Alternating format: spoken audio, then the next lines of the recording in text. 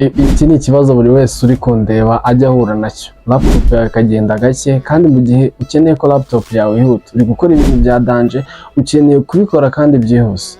Ese waba uzi ko hari uburyo ushobora kwikorera wowe ubwawe nta kintu na kimwe uguze, ukongera umuvuduko wa laptop yawe? Va nkwereka ukuntu ushobora kubikora. Ni utuntu duke cyane ushobora gukora laptop yawe ikaba yakihuta. Mu gihe utabashije kuba wagira ikintu uhindura kiri hardware cyangwa iki, mu gihe nta mutekinisiye uri hafi, hari ibintu runaka ushobora kwikorera kandi laptop yawe ikihuta. Va mbikwereke.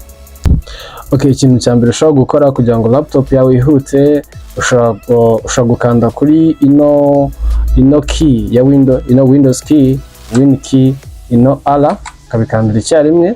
Then hari run iba pops up, then ukandikamo temp all TEMP, then ugakanda enter. ihita hapopinga permission, access permission, kugira ngo baguhe access kuri folder ube wagira. Ibi bintu biba biri hano ntago tuba tubikeneye, tuba dukwiye kubisiba. Nk'ubu njye mba narabisibye, niyo mpamvu ubona ari bikeya, ariko ndabizi neza ko wowe uri kundeba uramutse ubikoze usanga machine ifite ibintu byinshi. Uhita ukanda Ctrl A, then ukabiselectinga byose, ugakanda Shift Delete, ubundi ukabideletinga byose permanently.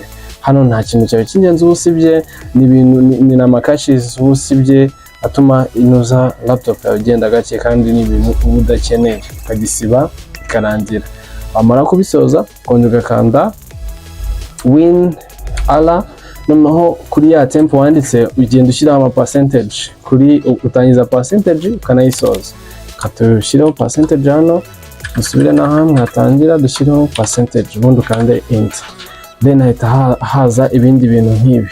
Ikintu uhita ukora nabyo, ukanda Ctrl A, warangiza ugakanda Shift Delete, ukabisiba nabyo byose ugabisiba, ukumekinga ashobora ko byose ubisibye.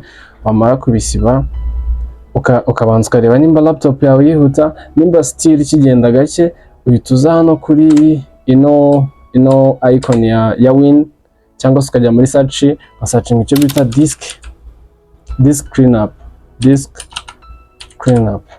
Ihitiza biri murayibona disk cleanup, ubundi ugacuzingamo ino C kuko niyo biriho operating system, n'ibituma bishobora kwihuta cyangwa bikagenda gake. Ugakanda kuri disk cleanup, then hahita haza popping up ino disk cleanup iyi. Then ukubona zino downloaded files, uhita ufata ibintu bitari ingenzi. Hano muri recycle bin ukubona harimo ibintu bingana na giga imwe, ano thumbnail, ibintu byose bidakenewe. Wirinda guselectinga nk'ibintu biri kuri download kuko ubu bikeneye, in case ubikeneye, utabikeneye nabyo wabisiba. Ibintu byose hano ucunga neza ibintu byose udakeneye, ubundi warangiza ugakanda kuri OK, ubundi ukadeletinga files.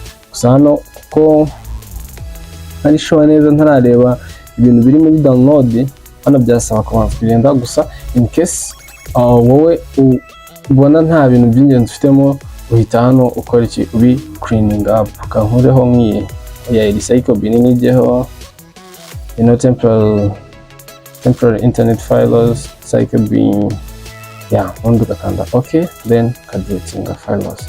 Urategereza bikarangira, then byamara kurangira ukareba laptop yawe nimba yihuta. Ndabizi neza ko laptop yawe iba yihuta, ugereranyije nuko yari iri imbere, ubu ngubu iba yihuta kabisa. So bigerageze, wandike muri comment umbwire ukuntu byagenze.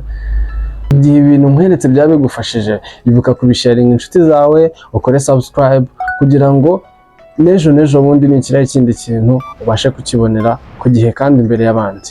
So thank you very much. Remember to subscribe. Ciao.